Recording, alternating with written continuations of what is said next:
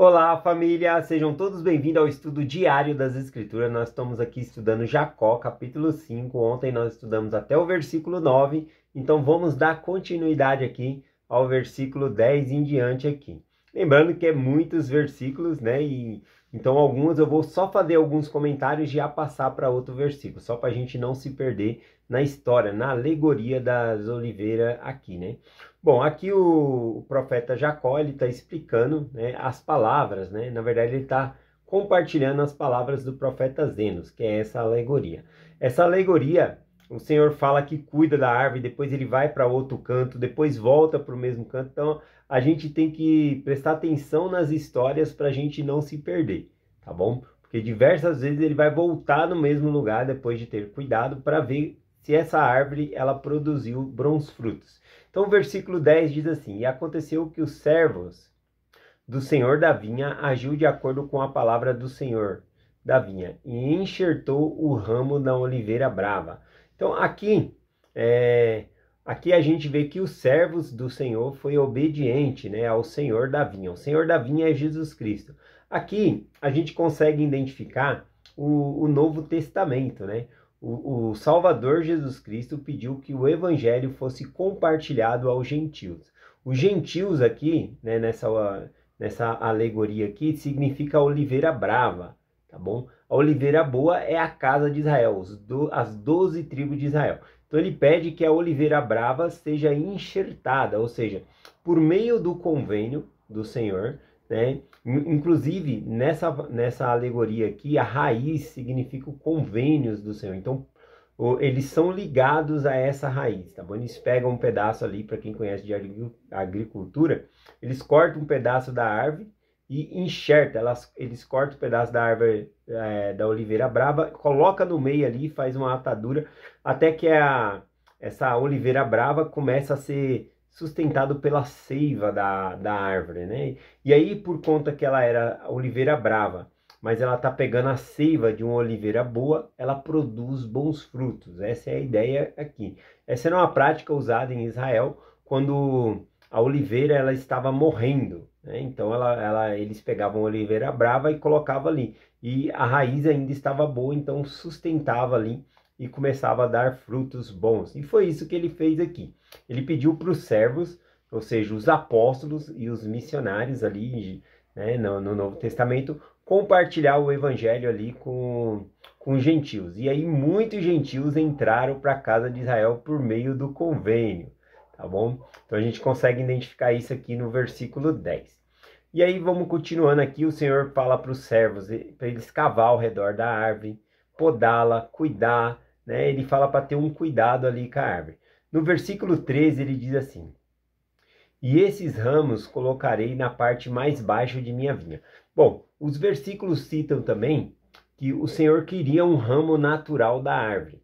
Então ele pega da própria oliveira boa ramos novos e tenros que foram brotando e arrancou esses ramos e plantou em outros lugares, tá bom? Isso aqui ele fala que vai plantar na parte mais baixa da vinha, ou seja, na parte mais baixa seria na terra prometida, tá bom? Na terra da promissão, né? Aqui o nosso continente. Então ele pegou famílias e espalhou, né? Espalhou. Não somente a família de Leí. A família de Leí é um ramo da casa de Israel que veio para essa parte baixa da vinha. Mas essa parte baixa da vinha é muito grande, né?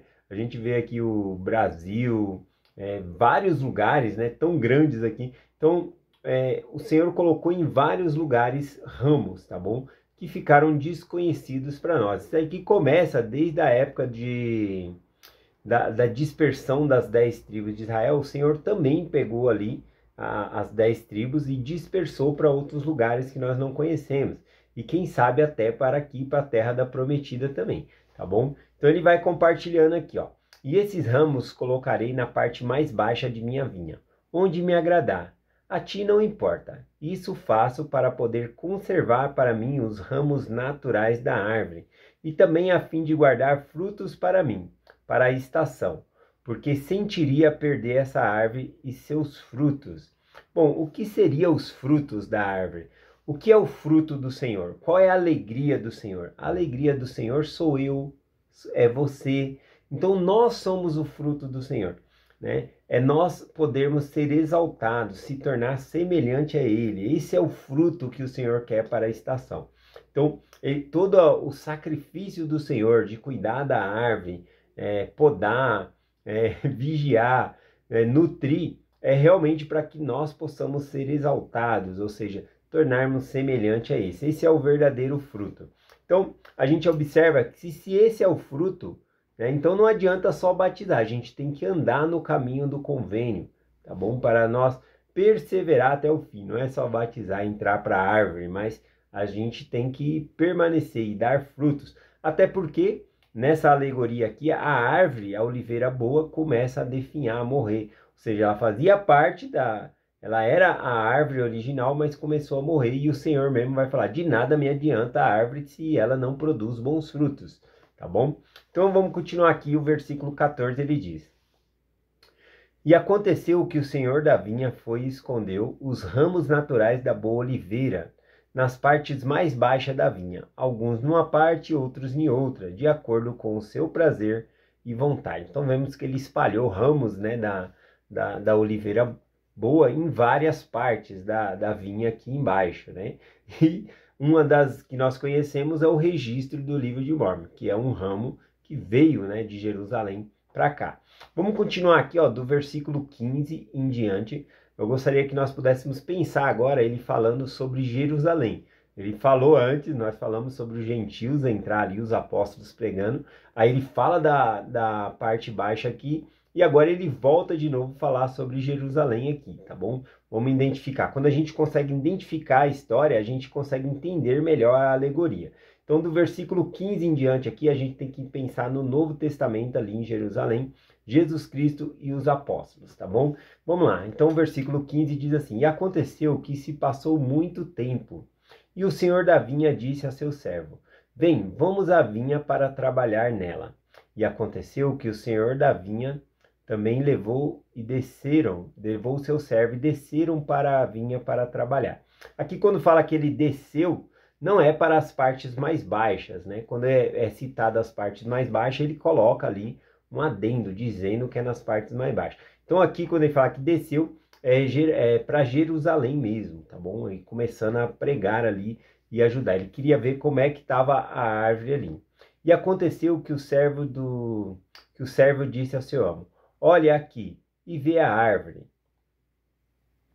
Versículo 17. E aconteceu que o senhor da vinha olhou e viu a árvore na qual havia sido enxertados os ramos da oliveira brava. Ou seja, ele viu que os gentios eles entraram, né, para o convênio do Senhor ali por meio do enxerto para a casa de Israel. E haviam brotados e começaram a dar frutos. E ele viu que eram bons, e seus frutos eram semelhantes aos frutos naturais. Observe, né, que quando os gentios eles entram para a casa de Israel ali no Novo Testamento, a pregação de Paulo, dos apóstolos ali, eles produzem bom fruto. É muito gostoso ler o Novo Testamento, ver a fé dos irmãos, a perseverança ali. Então tem uma parte que a gente consegue realmente ver que realmente são bons frutos. E ele fala semelhantes aos ramos naturais. Então eles estavam dando bons frutos tão quanto a árvore original, tá bom? E aqui ele continua. E ele disse ao servo: Eis que os ramos da árvore brava absorveram a umidade da sua raiz, de modo que a sua raiz produziu muita força. E por causa da grande força da raiz, os ramos bravos produziram frutos bons. A raiz, mais uma vez lembrando aqui, essa alegoria, né, de Zenos aqui, também ela faz alusão lá no Novo Testamento. Ezequiel também faz alusões a esses ensinamentos do profeta Zenos, mas sem citar o nome do profeta, tá bom? Mas aqui a gente observa que ele está falando, né, que a raiz, aqui nesse sentido, cada profeta, aliás, ele usa o símbolo de uma maneira diferente. Nessa aqui, a raiz significa os convênios do Senhor, tá bom? Então observe que os gentios entraram para a casa de Israel e absorveram, né, a energia da raiz, ou seja, fizeram o convênio com o Senhor. Por meio do convênio eles se fortaleceram. E aí então puderam dar frutos bons. Antes, né, de eles entrar para a casa de Israel, o que os gentios faziam? O que essa oliveira brava fazia? adorava falsos deuses, né? E eram pagãos, na verdade, adoravam, tinha um panteão, né? O panteão de deuses ali, Deus para tudo quanto é coisa, né? Se quisesse Deus para fertilidade era uma coisa, Deus para outra coisa, era tanto Deus que eu nem sei.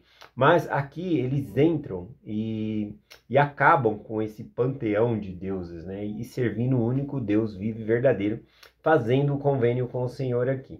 E aí continua. Ora, se não tivesse enxertado esse ramo, a árvore teria morrido. E agora eis que conservarei muitos frutos do qual a árvore produziu.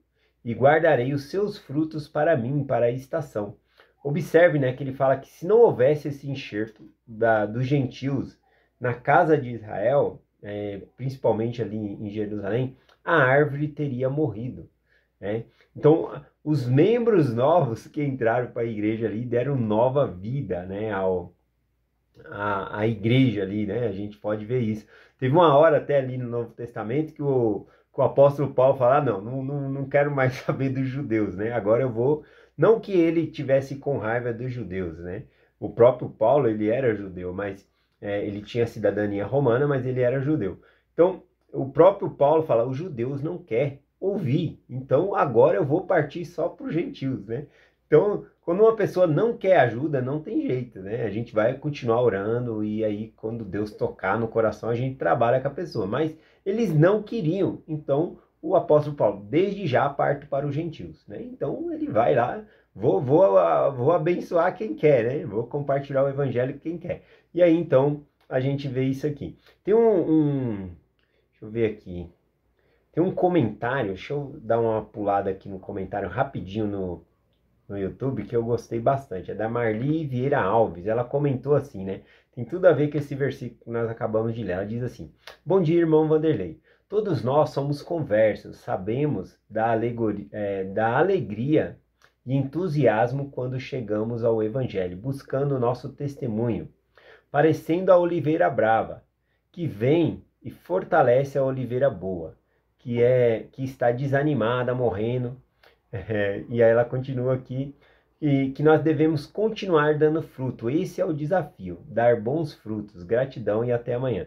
Eu acredito que a força na igreja também é a obra missionária, novas pessoas entrando, né? Por exemplo, eu sou presidente do coro de elders, né? Eu tenho um coro ali, mas eu ganho uma energia nova a cada pessoa nova que entra no coro, né? Uma pessoa é batizada, é uma pessoa nova para trabalhar, para ajudar ela a tirar a bênção patriarcal, para ajudar ela a ter uma recomendação do templo, né? Primeiramente fazer batistério. Então, para preparar esse homem para receber o sacerdócio arônico, sacerdócio de Melquisedeque. Então, isso me dá um ânimo novo, né? E é muito bom quando pessoas novas se batizam. E essas pessoas também, como a Marli mencionou aqui, vêm cheio de vontade, cheio de testemunho. Essas são as pessoas que mais têm pessoas para compartilhar o evangelho, que muitos amigos que eles tinham não eram membros da igreja. Então, eu gostei aqui do comentário da Marli. Realmente, nós somos o ramo da oliveira brava, né? Que entramos para o evangelho, para a casa de Israel. Sempre quando uma pessoa se batiza na igreja, ela está entrando para a casa de Israel, recebendo as bênçãos aí de Abraão, Isaac e Jacó, né? Da casa de Israel. Então, gratidão, Marli, pelo seu comentário aqui. Vamos continuar aqui o versículo 19, né? Vamos ver se ele vai continuar falando aqui de Jerusalém. Não, aqui ele troca o tema. O versículo 19 aqui, ele vai para a parte mais baixa da vinha, ou seja, ele vai voltar aqui para a terra prometida, tá bom? Então vamos lá, o versículo 19 em diante. E aconteceu que o senhor da vinha disse ao servo: Vem, vamos à parte mais baixa da vinha, para ver se os ramos naturais também deram muitos frutos, a fim de que eu possa guardá-los para mim para a estação. Lembrando que os frutos que o Senhor quer de nós é a exaltação, que nós nos tornemos semelhante a Ele. E aconteceu que foram ao lugar onde haviam escondido os ramos naturais e a árvore. E ele disse ao seu servo: Vê estes. E ele viu que os primeiros deram muitos frutos, e também que eram bons. E disse o servo: Tira os frutos e guarda-os para a estação, a fim de o preservar para mim. Pois eis que ele disse: Eu tenho cuidado dela todo este tempo e produziu muitos frutos. E aconteceu que o servo disse ao seu amo: Como vieste plantar aqui esta árvore e este ramo da árvore? Pois eis que este é um pedaço de terra improdutivo de toda a sua vinha. E o senhor da vinha disse-lhe: Não me des conselho. Eu sabia que era um pedaço de terra improdutivo. Por isso disse que tratei da árvore todo este tempo. E vê que produziu muitos frutos. Bom, aqui então o servo, né, começou a dar conselho ao senhor da vinha, dizendo: Olha, aqui, como você plantou essa árvore aqui é um pedaço de terra improdutivo. Não nasce nada aqui. E aí o senhor da vinha falou: Não me dê conselho. Eu sabia que era um pedaço de terra improdutivo, mas todo esse tempo eu cuidei da árvore. E olha, ela produziu frutos, né? Então observe, né, que o Senhor, para cada um de nós individualmente, nós temos uma condição financeira, desafios não somente de financeiros, mas desafio com doenças, psicológico, emocional. Cada um de nós temos desafios diferentes. E às vezes a gente se pergunta: Senhor, por que eu estou passando por isso? Ou por que aquela pessoa que não está seguindo a Deus, ela tem uma vida tranquila ali, né? O Senhor sabe da condição. Ele planta cada um no lugar onde a pessoa vai se desenvolver melhor. Nem sempre colocar a pessoa num lugar fértil vai fazer para que ela se volte para Deus. Por exemplo, quando a pessoa está numa situação fértil, ou colocar aqui de uma maneira confortável, ela pode se esquecer de Deus e achar que não precisa, porque tem tudo ali que já tem, né? Bom, e por outro lado também, colocar a pessoa em condições difíceis não significa que pela dor ela vai voltar ou se voltar para Deus, né? Eu digo isso por experiência de conversando com uma pessoa que infelizmente se afastou do evangelho. Às vezes eu visito essa pessoa, mas ela não quer saber mais. Ela compartilhou comigo a vida dela depois que ela saiu da igreja. E aconteceu tanta coisa errada e ainda vem acontecendo. E mesmo assim a pessoa não volta. Então, mesmo passando dificuldade, a pessoa não volta para o evangelho. Para mim, eu ouvindo a história da pessoa, para mim, claramente, eu via: olha, isso é um sinal para você voltar para o evangelho, né? Mas a pessoa não vê assim, né? Ela, parece que morre daquele jeito, naquela situação, mas não volta. Então, nem sempre a pessoa está em dificuldade, ela vai voltar para o evangelho. E nem sempre também a pessoa está num lugar fértil, significa que ela também não vai servir a Deus, tá bom? Ou vice-versa, né? Esse é o comentário que eu queria fazer aqui. Vamos lá, versículo 23 aqui, continua. E aconteceu que o senhor da vinha disse a seu servo: Olha, e vê também o que plantei outro ramo da árvore. E tu sabe que este pedaço de terra era mais improdutivo do que o primeiro.